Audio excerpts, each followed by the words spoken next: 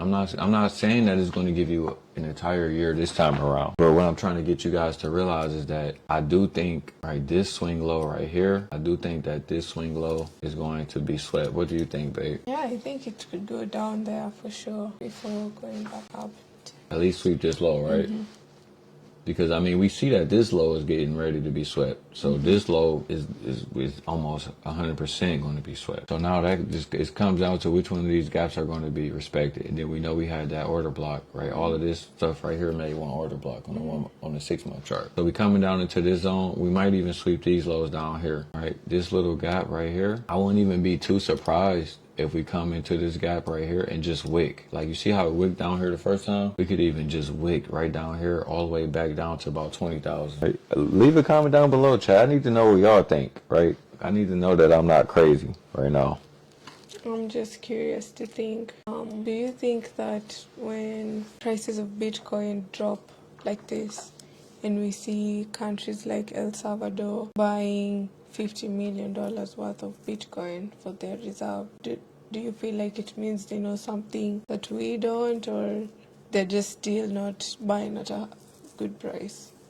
Like, should that be an indicator for a regular person to be like, oh, maybe I can take an entry here?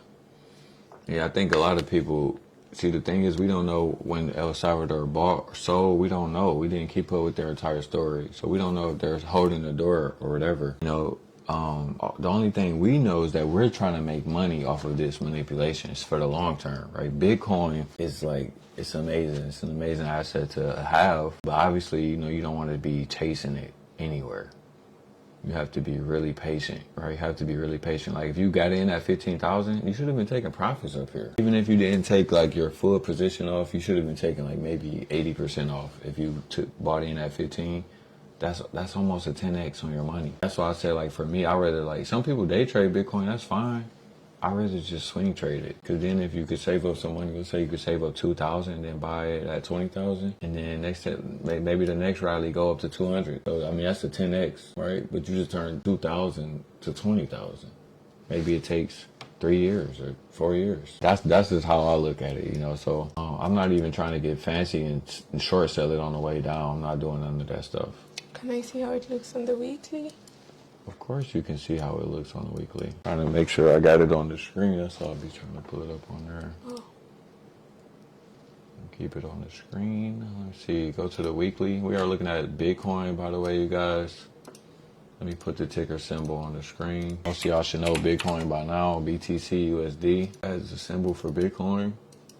So is there anything you see on the weekly? No, but I just wanted to see how fast it's moving as compared to other cryptos. Yeah, it's moving pretty fast. Like, I would say on a weekly time frame. Let me remove this off my chart. Some of these boxes I can update. I just don't update them because I truly don't be needing to update them, honestly, once I get a feel. But honestly, this is probably going to be a breakaway gap. So what does that mean, right? See how price wicked in there one time? It's probably not going to really be going back. And if it do go back, it's just going to be all wicks. I don't think a body is going to close within this gap. So that's why, you know, I'm trying to, like, literally save up as much as possible and tell people, like, every day, like, bro, you never know when this can happen. When price become manipulated, like when this drop happened, right? It was literally the same thing when this drop happened. Everybody seen the bearish signals, but people was like, oh, they was so focused on this, right? This big uptrend. Me, this was the warning. When I first seen this, I was like, oh yeah, it's over. They pulled it back up. They swept liquidity. I was like, yeah, they about to sweep it again, right? Literally, if you look at this chart, it's the same thing. It's just a bigger thing, right? So they moved it up. They gave you the warning right here. Moved it up again, swept this liquidity. Now they sweeping this again. This shouldn't be that hard for people to understand, right? So it's not really far-fetched to think at the bare minimum, we can see 50,000 or below Bitcoin, right? If you're going to be extra technical like me, I would just try to, you know, put my limit orders at about 25,000 and below, just because, you know, people be thinking like, oh, it's impossible. There's no way it's going to go back to 20,000. They don't understand how fast these things can happen. Wick, you know, by the time you wake up, the news, oh, Bitcoin was at 20. And then people go, oh, what's happening? The world is ending, right? But by the time you wake back up, it's going to be back at 40. It's going to be back trading up here somewhere. So people aren't going to be as freaked out. But all of the smart money guys, they was buying at 25,000 and below down here. I don't know. I'm not sure if I think it's gonna go all the way down there, but at least where that orange box is, the first one, I'm sure I'm a bit more certain of. 24K. And that's literally what I just said, right? I said people don't think it can go down there. Just like when it was up here. Just like when it was up here at almost 70,000, nobody thought it would go back to 15. That's why nobody was ready, because they was steady buying up here. And then there was people who looked at that little swing low right there. They was like, oh, maybe it just go down here, and this is going to be respected. You see how they respected it just a little bit for everybody. Had everybody think, oh, this is it, we're about to roll.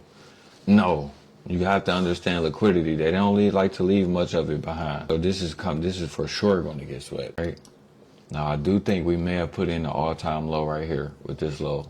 But any of these other lows, I don't look at it to be safe. This low, definitely not safe. This low. But Bitcoin is moving fast because 2024 is right there where you put the first yellow circle. None of these lows are safe on the weekly time frame, y'all. We looking at Bitcoin. You say what? I'm just saying it is moving fast because this is like 2024, August, just the other day. That's what I'm saying. Like this crypto is moving really fast. It's really coming. Like you have to, take advantage of this. Take advantage of it. Don't get freaked out of your position. If you bought in at the highs, I will still hold the door. But what I'm trying to get y'all to do is let's pause. Let's take a pause on buying in at the highs. Put your money in USDC, hold it, and then put those limit orders in at 25,000 or below, right? This is not financial advice. I'm just letting y'all know what I'm getting ready to do. I don't think this would be a good place to be buying either, because as you can see, it didn't sweep the low yet. So this is the fake out. Making you think, oh, so some liquidity going back up. No, it hasn't. Yeah, make sure you speak up too. You got to speak real clear in those mics. Okay, it hasn't swept this low, so it's bound to come back down. But I was just saying it seems like it's retracing back to the upside, but it's really not. No, it's not, And then the reason why the weekly is so good to teach on, because, you got swing lows that was already broken. All right, so this is what I would call a market structure shift. Right? This is a market structure shift right here. Because like I said, from this swing low to this swing high, right, that's your range, right? We already have it marked out with our Fibonacci tool. Once price come into a discount zone, this gap right here, right, we're going to make it green. It don't have to be perfect. This gap right here should be respected. Now you guys can see for a while, the market was respecting it, right? Look at the bodies of these candles, right? Look at the bodies of these candles. I need more precision than that. When I'm using ICT concepts, I require the bodies to close above the upper quadrant if I'm looking for this market to remain bullish. All right, that's what I'm looking for. So even this alone, even though it closes somewhat clean, I know that this is not looking good. Then this breakaway gap got wicked one time. Price couldn't even get in this breakaway gap. That's not going to be looking good at all.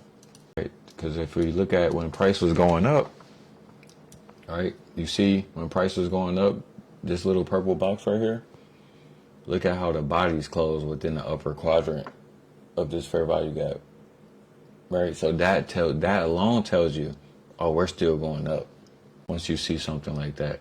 So I'm trying to throw some ICT gems in there. A lot of you guys may already know that.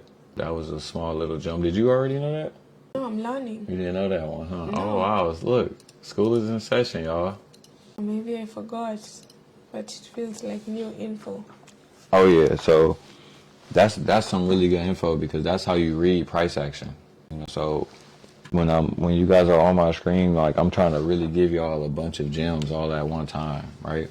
Now let's look at Ethereum too. Ethereum was your next one? I was going to look up a stock. Hey, let's just take a quick look at Ethereum, so we can do the main two cryptos, and then we can look at whatever stock you want. This is ETH. This is not Ethereum. Where is it at? Oh, oof. That was a nasty rejection the first time. So Ethereum chart, same thing, right?